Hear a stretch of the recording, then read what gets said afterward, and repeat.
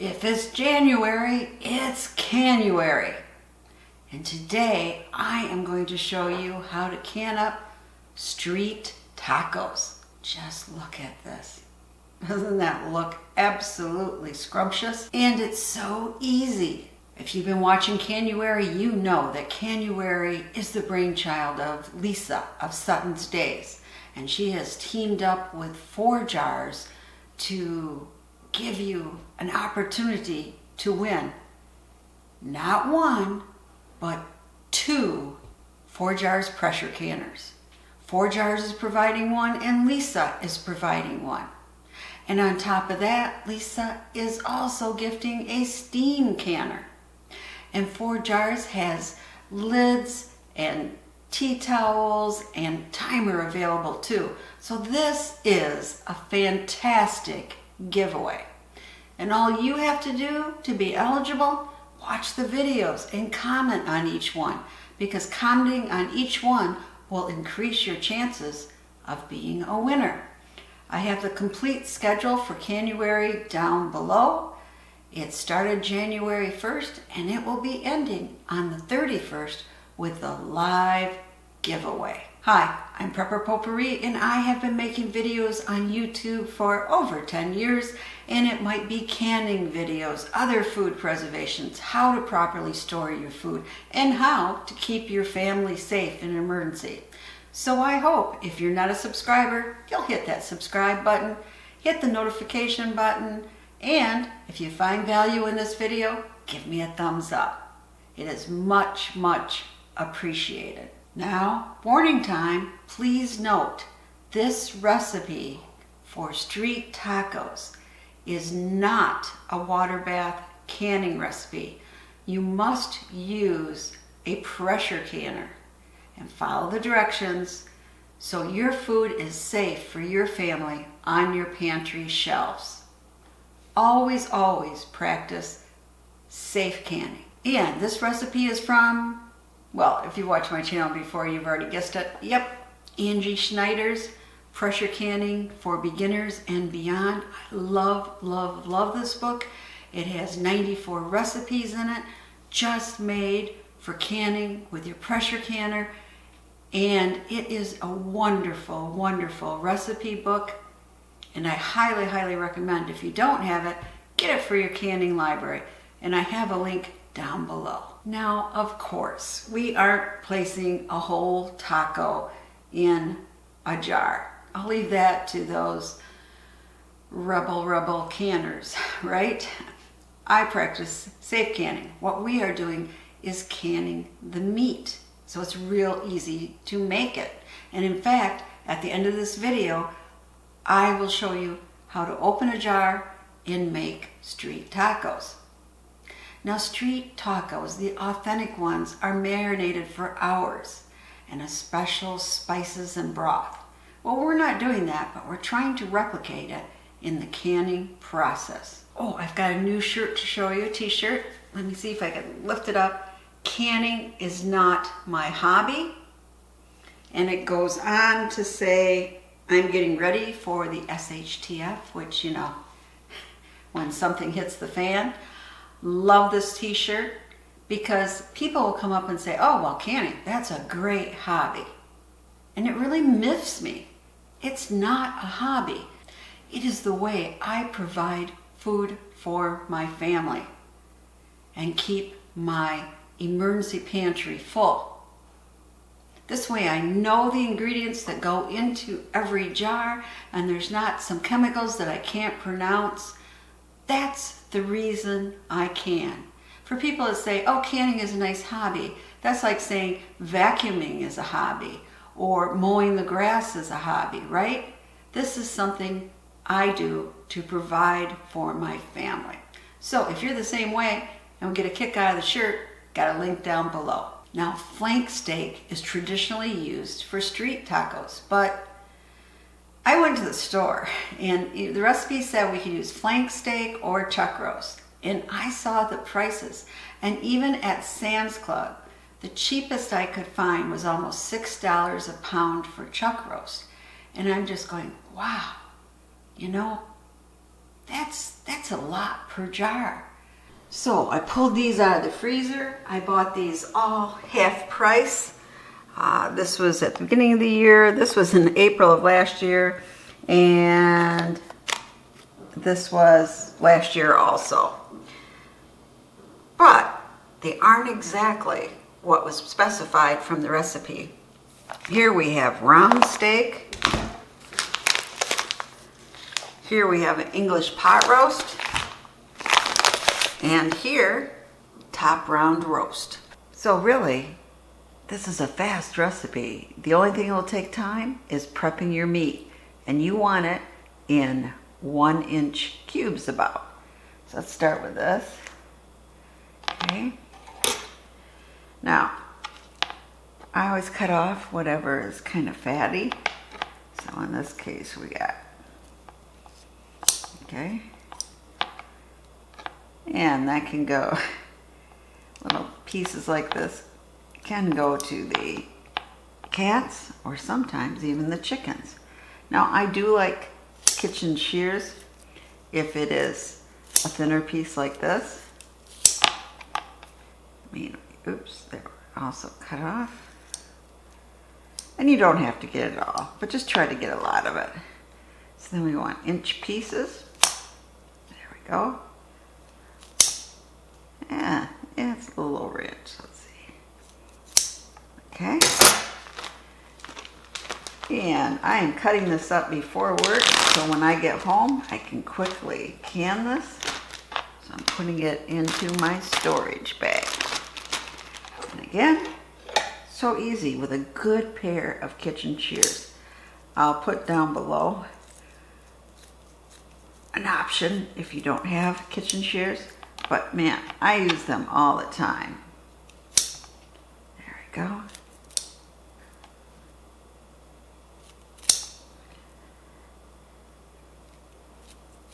And we'll be back when I'm cutting up a thicker piece of meat. We have a piece of meat that's more like chuck steak size, right? So, let's see, we got a nice piece of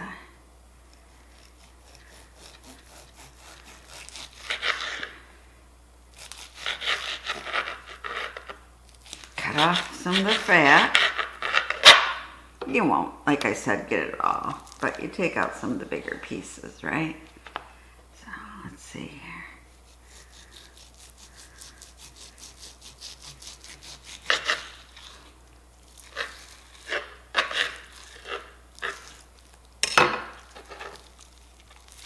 I mean, that's a pretty big piece. Yeah.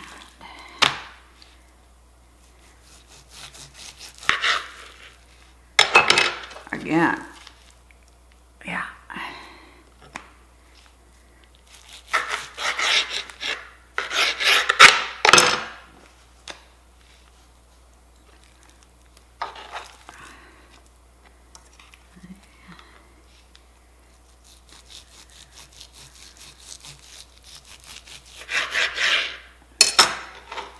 Okay, we almost got the bigger sections of it. Just use my scissors. There. Let's see.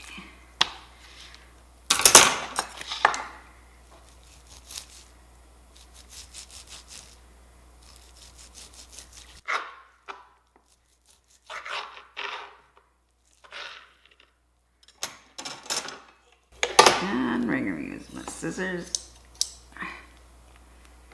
There. And that's much better. Is there still some fat? Yes, but that's better. Now we want it in inch pieces. And if you want to make this easier, you can partially freeze the meat. It can make cutting easier. I have not done that. Okay. Then, a nice piece of meat, nice marbling here. And remember, we just want it in 1-inch pieces.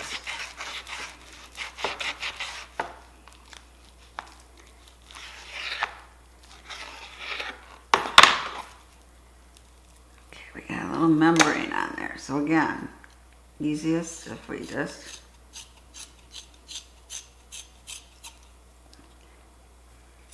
right, and then again, just cut in our 1-inch pieces. And I'll be back when I have this one done and my other piece, and we have our 6 pounds of meat. Okay, I got both bags here. I'll be putting them in the refrigerator till I get back home. And then this is the scraps. I'm gonna give those to the chickens this morning and they'll be very happy. Be back this afternoon when I actually can it. Pour in the water. Fill it up to the level that your canner manufacturer says. And if you have hard water like me, add a splash of white vinegar. Now we're just gonna let that heat up.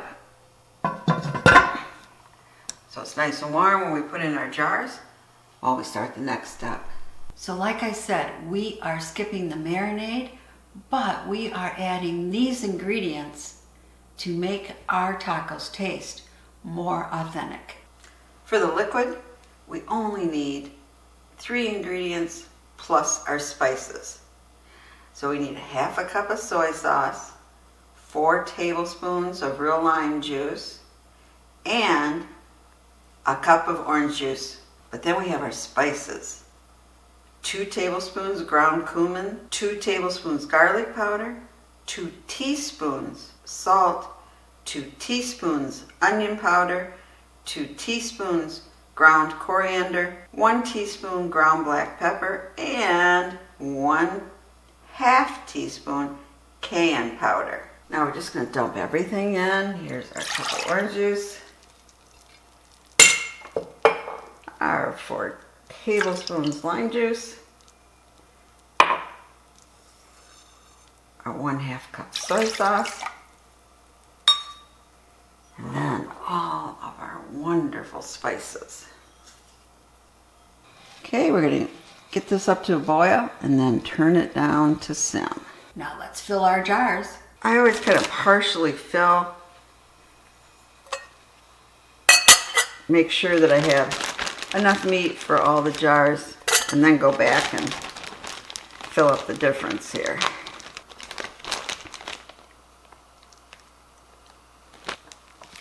So after filling the jars, I have this much left over. You know, when she says 6 pounds, it probably depends on how fatty a meat you have, because you lose, of course, some of your meat with your fat when you cut it off. But we got all of our jars full. We're ready for the next step. Fill with liquid, leaving 1-inch headspace. Debubble and remove any air pockets. Wipe the rims of each jar. Place the canning lids on the jars. And now finger tighten the rings on your jars. Place the jars in the canner. Lubricate the rim if needed and check the vent hole. Tighten your lid screws. Okay, back there we are getting steam out, a nice steam, so we're going to set a timer for 10 minutes. Steam has been coming out the hole for over 10 minutes, so now it's time to put on our weight. On my American pressure canner, I put on the 10-pound weight, but if you are at 1,000 feet or above sea level, you want to put on the 15-pound weight marker. But if you're 1,000 feet or higher, check out this chart. Okay, it's starting to do its little jig. Done 10. So now we're going to set a timer for 75 minutes, and we'll be back. It's 75 minutes because it's pints, but if you were doing quarts, you'd want to do 90 minutes. All right, 75 minutes is up. We're going to turn off the burner and wait till this gets down to 0. Okay, we're down to 0. So I am going to take off the weight. And now I'm going to wait 5 or 10 minutes before I take out the jars. Now it's time to take out our jars. So here are all 6 jars out. We're going to wait 12 to 24 hours. Then we'll take off our rings and label them and wash off the jars and put them on our pantry shelves. So we're fast forwarding to a month later. when I pulled one of these off my shelf, and I'm going to show you how to make street tacos from your canned jar. So what we're going to do is just kind of go like that. See how we're separating it? And what we want it to do is absorb some of this great juice as it cooks up. So you don't want to drain your juice off. So let it come to boil so some of that fluid will condense. Let's see. Okay, I think maybe just, nope, I think it's ready. Just flip my tortilla over to the other side. Almost ready. Okay, I've taken off the burner. Can you see how it absorbed most of the liquid?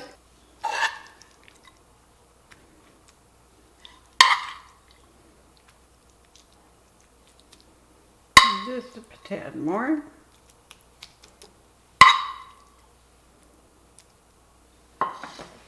Now you can add anything else you want. You know, some onions. In my case, I'm adding just a little cheese. Okay. Now you could also add a splash of lime juice, some cilantro, or onions. Now it's ready for the taste test. Nice big bite.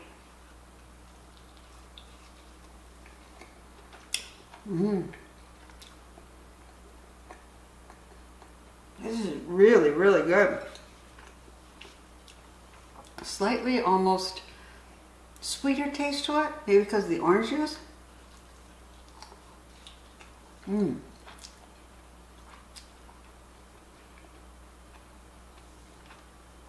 This recipe, definitely a keeper. And check out my refried bean video earlier in CANUARY, and you could put some right on the tortilla before you put the meat in, or just have a side of them.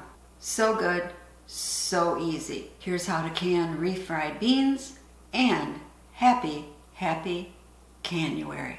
It's almost over.